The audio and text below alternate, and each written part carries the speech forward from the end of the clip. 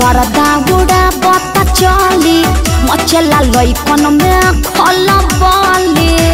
अरे बाबू हाय गली में गरदा गुड़ा बता चली मचला लइकन में खला बाली।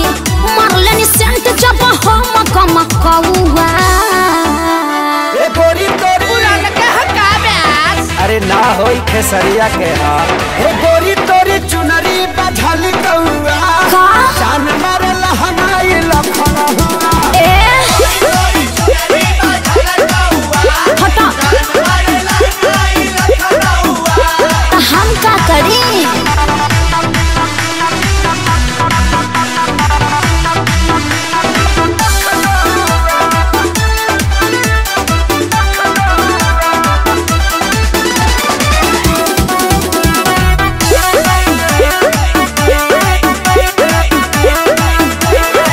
कातिल जवानी फरहबी अदाबा एही पाया बाबू दुनिया फिदाबा।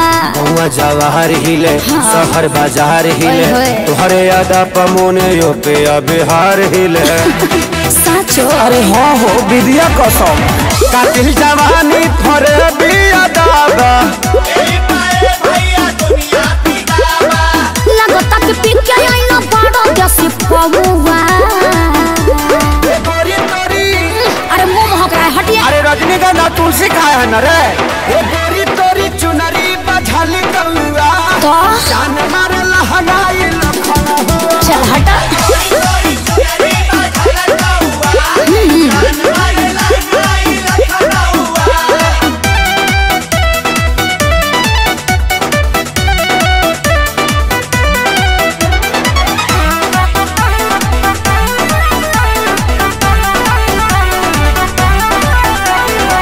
झुमका पर झारखंड बापा गलाइल पूर्वांचल के दिल नथिया पर आइल। तोहरा पर पड़ल बा नजर रंगा बाज के हाँ? हरदी लगाहिले चिरई उड़न बाज के। अरे सब बुझाता पटना ले जाता का गनवा झुमका पर झारखंड बापा गलाइल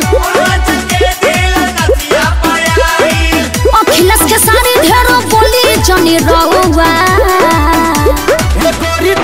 अरे बुलाए का सोनू जी को श्यामो आकाश के बुलाला। चुप रहा ए गोरी तोरी चुनरी बझल कौआ ता जान मारल हनाई लखना हुआ। ओ न मनबा अरे मुआबा का presented by Adi Shakti Films।